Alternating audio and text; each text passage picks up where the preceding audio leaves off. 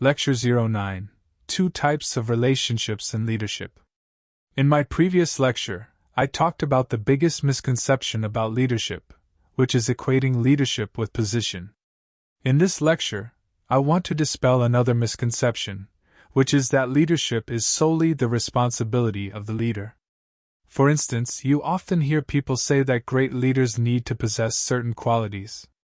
The implication is that if you have these qualities, you can become a great leader and effectively exercise leadership. What's wrong with this statement? Do you remember my definition of leadership? I said that leadership is mobilizing people to solve problems. You should remember this definition, as I will use it repeatedly.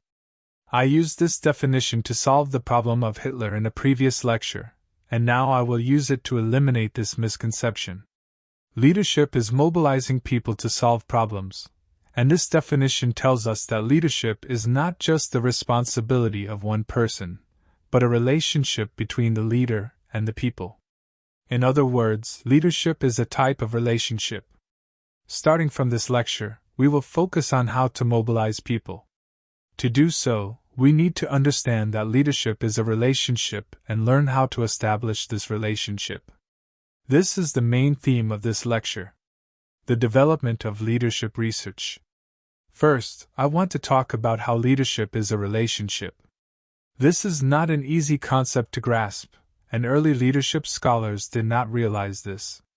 There were two major leadership theories in the early days, or two schools of thought. The first was the trait theory, which focused on the leader's traits and tried to identify which personality characteristics determined their leadership. Then, the behavior theory emerged, which tried to identify the leader's behavioral characteristics that determined their leadership. Both schools of thought shared the belief that leadership was solely the responsibility of the leader, and studying the leader was enough to understand leadership.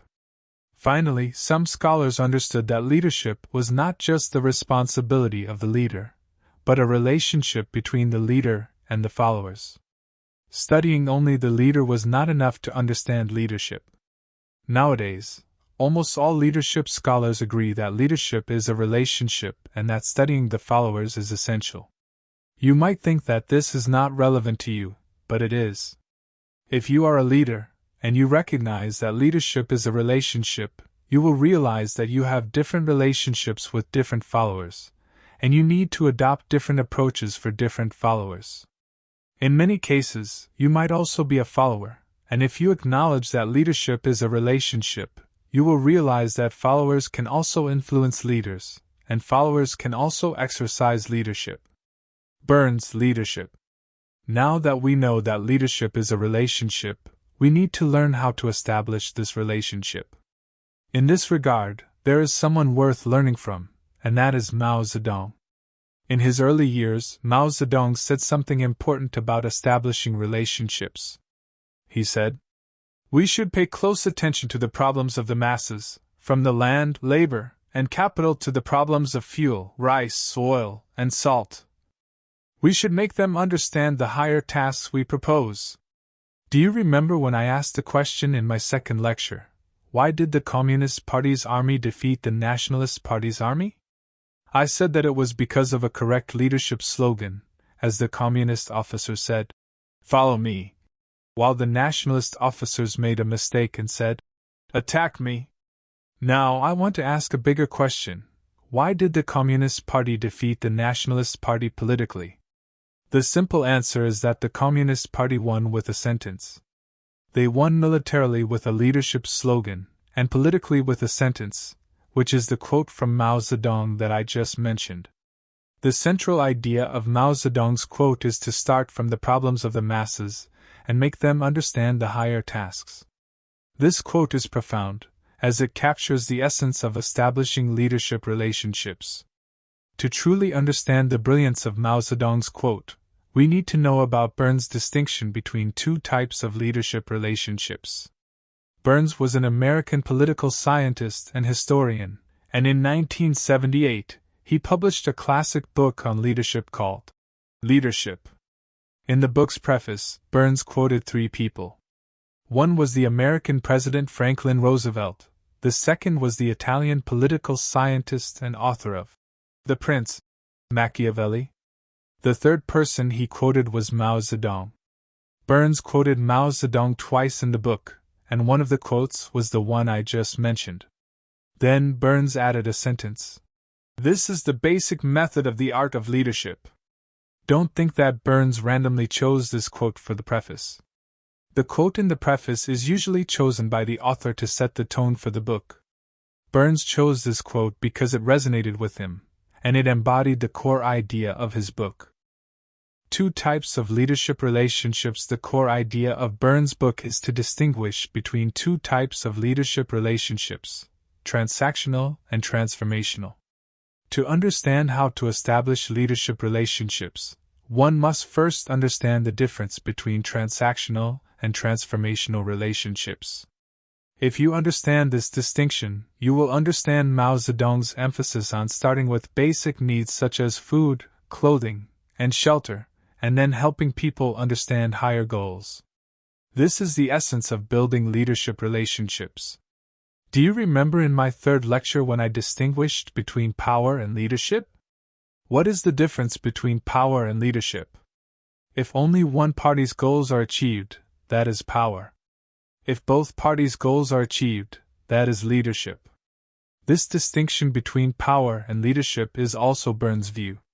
However, Burns not only distinguishes between power and leadership, but also further distinguishes between 2 types of leadership. He says there are 2 types of leadership relationships, transactional and transformational. What is a transactional relationship? It is a trade, an exchange, such as when a superior gives you a salary and you work hard, or when a superior gives you a promotion opportunity and you work hard. Although both parties' goals are achieved, after the transaction is completed, there is no meaningful change between the superior and subordinate. You are still you, and I am still me. So what is a transformational relationship? It not only satisfies existing needs, but also uncovers potential needs and human potential. In the end, not only is a common goal achieved, but also both the followers and the leaders undergo meaningful changes and rise to a higher level. You are no longer the same person, and neither am I. How to build transformational relationships. In my 7th lecture, I said that getting everyone to follow you is not necessarily leadership. I gave an example of inviting everyone to dinner and paying the bill, which is easy to get everyone to follow you, but inviting everyone to climb Mount Everest is not so easy. You may now understand that inviting people to dinner is like a transactional relationship, where you use hospitality to exchange for everyone's goodwill towards you. Climbing Mount Everest is like a transformational relationship, where the need is latent and you have uncovered it, and through the process of climbing Mount Everest, both the followers and the leader are likely to undergo meaningful changes and are no longer the same as before. Obviously, it is easier to establish a transactional relationship where people follow you to dinner, and it is difficult to establish a transformational relationship where people follow you to climb Mount Everest. How to establish a transformational relationship? The answer is in Mao Zedong's words. Mao Zedong said to first care about the people's basic needs, such as food, clothing, and shelter, and then help them understand higher goals. Why is that? Let me explain. The higher goals proposed by the Communist Party of China, such as building communism, are latent needs of the people, but this goal is too big and the people may not understand it for a while. Moreover, this goal requires too much action from the people, and they may not be willing or able to do it.